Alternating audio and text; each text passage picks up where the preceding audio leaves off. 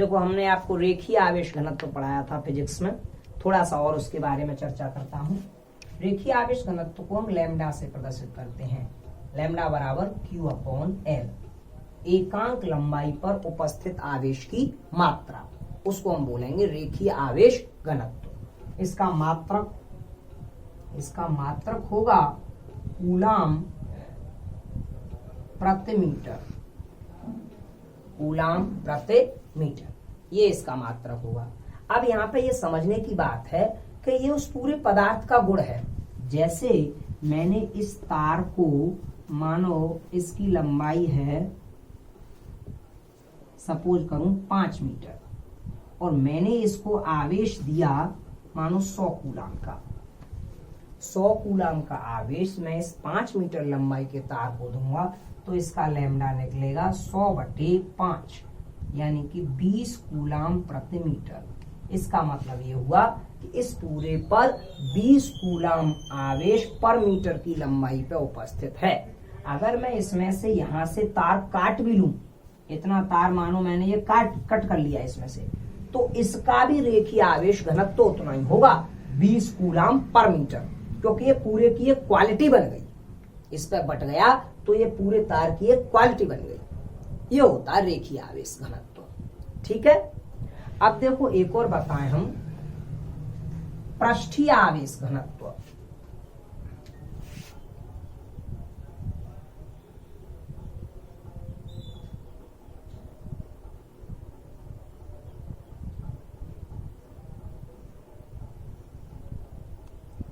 अब ये तो तार था जो काफी पतला था, उसकी लंबाई पे बट गया। यदि किसी चालक चादर या प्लेट को आवेश दिया जाए,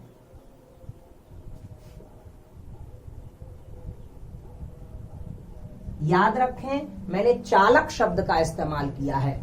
चालक का मतलब होता है कि अगर आवेश देंगे तो उसके बाहरी पृष्ठ पे आवेश रहेगा। उसको आवेश दिया जाए तो समस्त आवेश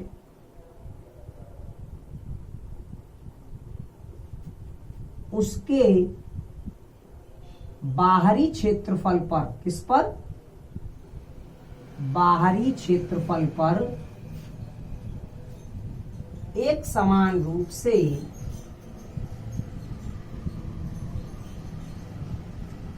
बट जाता है। समस्त आवेश उसके बाहरी क्षेत्रफल पर एक समान रूप से बट जाता है। जैसे मैं इस बोर्ड को आवेश दूं तो इसके इस वाले पृष्ठ पर और उसके उस वाले पृष्ठ पर एक समान रूप से पूरे क्षेत्रफल पर बट जाएगा। तब एकांक क्षेत्रफल पर उपस्थित आवेश की मात्रा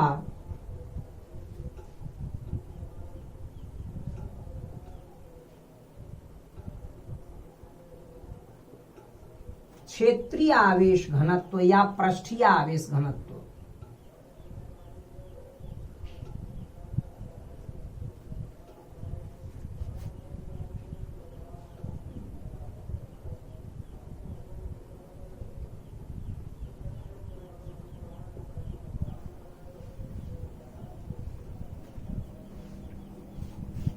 कहलाती है।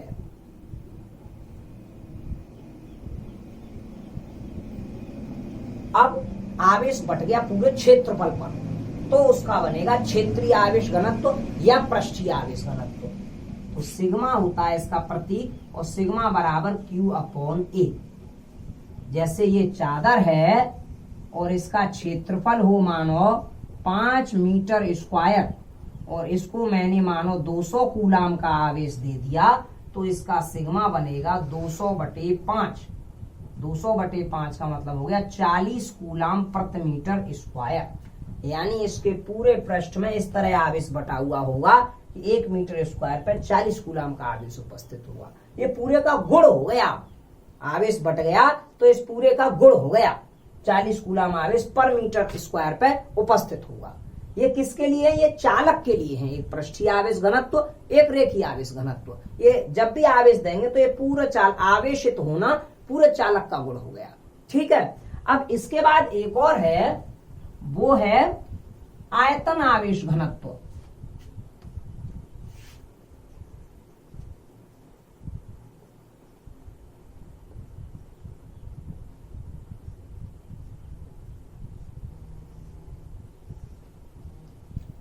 आयतन आवेश घनत्व। आयतन आवेश घनत्व का मतलब है पूरे आयतन में आवेश फैला हुआ है। और आयतन आवेश घनत्व को हम कैसे डिफाइन करेंगे? यदि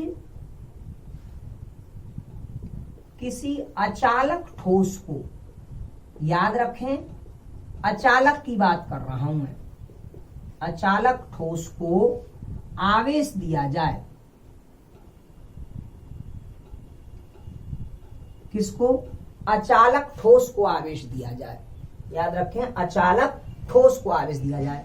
अब चालक की तो ये क्वालिटी होती है कि उसके बाहरी पृष्ठ पे होता है, और अचालक को आवेश दिया जाए तो पूरे आयतन में आवेश बट जाएगा। जैसे एक ईंट को पानी में डुबो दें तो ईंट के हर एक भाग में पानी फैल जाता है अंदर तक। इसको बोलते हैं आयतन आवेश घनत्व। ऐसे ही अचालक में होता है कि अचालक को अगर हमने आवेश दे दिया तो फिर उसके पूरे के पूरे आयतन में आवेश फैल जाएगा, तो उसका बनेगा आयतन आवेश घनत्व। जाए तो एकांक आयतन में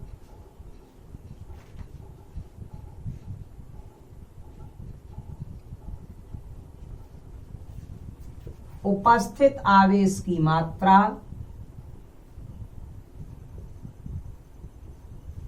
आयतन आवेश घनत्व कहलाती है।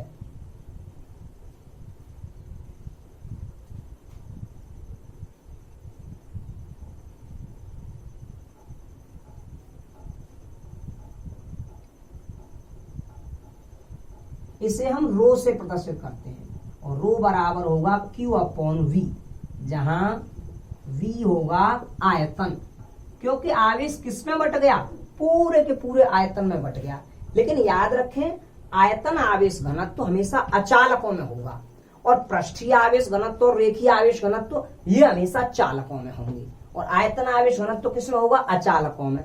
अब जैसे कोई ये ठोस अचालक है, ये कोई घन है,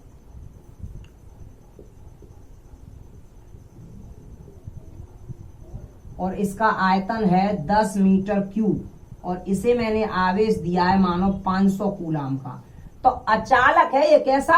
अचालक। तो फिर पूरे पूरे घन में आवेश फैल जाएगा अंदर तक, तो इसका आयतन आवेश घनत्व बनेगा रो बराबर 500/10, यानी कि 50 कूलाम प्रति मीटर क्यूब। 1 मीटर क्यूब में इसके में 50 कूलाम का आवेश बटा हुआ होगा। तो ये आप अच्छी तरह समझ लें, रेखीय आवेश घनत्व और पृष्ठीय आवेश घनत्व होंगे चालकों के लिए, और अचालक के लिए होगा आयतन आवेश घनत्व। इसमें क्या होता है? बिल्कुल ऐसे ही मान लीजिए जैसे ईंट को पानी में डुबोया गया तो ईंट के हर भाग में पानी पहुंच जाता है, वही आयतन आवेश घनत्व की प्रक्रिया है। अचालक को आवेश दिया गया तो अचालक के पूरे आयतन में आवेश फैल जाता है। इतना इनको पढ़ के याद रख लीजिए। ठीक है।